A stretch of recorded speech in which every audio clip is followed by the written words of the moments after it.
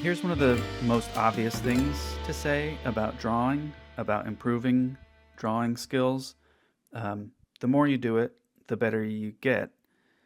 But for some reason, on some level, that's never really like a satisfactory bit of advice. At least for me, it wasn't always really what I wanted to hear. I guess we're sort of looking for shortcuts. But I think we can look at practice as a shortcut, sort of in itself, more of a long cut, I guess. But the reason it's not a satisfying solution when you hear it is because you're being told to put in the work. But the thing with drawing is you're going to do it anyway. It's always a little bit of a surprise to me when I sit down and start drawing and discover that I'm able to draw something better in that moment. And sort of, it's like a little gift that I wasn't really expecting. Like, I don't feel like I practiced drawing cars much in the last year, but I have been drawing cars, just not necessarily as practice, more for, like personal enjoyment or necessity for an illustration or something. I guess I did at some point study one thing. I wasn't sure why my cars were looking off, were looking sort of wonky. I couldn't pinpoint it, but something was wrong, so I started looking closer at car anatomy, specifically like where the back and front wheels should be, how they align with the other features on the body of the car or the cabin of the car. So if I wanted to draw a car with like a longer rear end, sort of Cadillac, or like longer trunk or wings, I would maybe like draw the back wheel too far forward because I'm trying to elongate the back, or I would draw it too far back if I was trying to elongate the midsection of the car. I don't really know exactly what the issues were there, but I know that looking at this went a really long way in starting to draw more appealing vehicles. The back wheel should really align with where the back of the top of the car meets the body of the car. So just sort of behind the back seat area, in some cases sort of like right under where you would be sitting if you're sitting in the back seat. So that might be a little bit further forward than I used to draw them. Because if you think about cars in a very sort of simple, naive kind of way, you just kind of put two wheels on both ends and you don't think about that kind of thing too much. And then the front wheel is really much closer to the front of the car than, say, like underneath or near the driver's seat. So it's further forward than that. And depending on the car, in some cases, it can even be further, so that it's like protruding from the front further than even the nose of the car. And I feel like it's almost always something simple like that unlocks some new ability, or that noticeably levels up a certain drawing skill.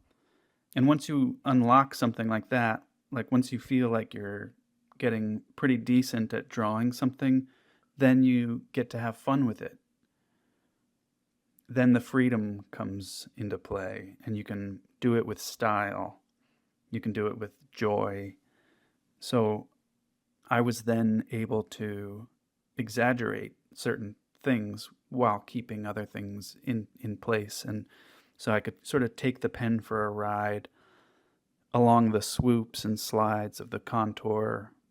And because in this case, if I've been successful in describing the anatomy of it with the markers, then I'm just having a good time with the pen after that.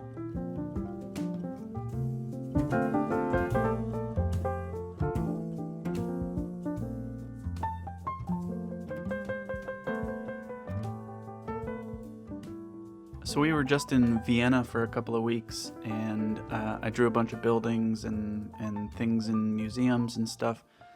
But I was thinking a lot while I was drawing buildings and things there, I thought a lot about what is important in a drawing.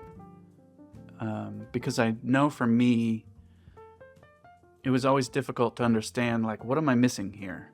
I would watch someone else sketch and wonder why I can't do it. Like, for example, like, if you take a very loose, sketchy style, like a lot of my sketches kind of are, and it's like, well, if it can be chaotic and imprecise, then what are the aspects of this that are actually non-negotiable? Like, is it the perspective? Well, for me, not really, because I don't deal with perspective a whole lot. Even here, I'm just drawing the flat profiles of these cars. And when I do draw in perspective, my perspective is definitely not accurate. In a loose, sketchy building drawing, it really is important that certain lines are straight and that windows and things with 90-degree angles should be consistent and drawn more carefully, I guess, so that certain important things are not done chaotically within an otherwise sort of chaotic drawing. Like with these cars, the wheels are chaos.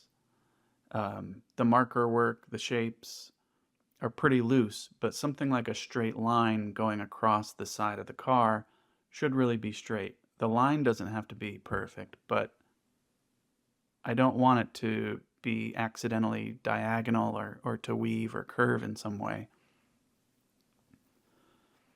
I think it's sort of like with photograph compositions. You want your verticals and your horizontals to be straight or lined up or consistent. If you're editing a photo, you want to look at your verticals. Say if it's a building, you want the vertical side edges to be parallel with each other and with the edges of the picture plane. And if you're doing something else with an extreme angle or different perspective, then that rule might not apply. But if it's a straight-on view, you want to correct for those things.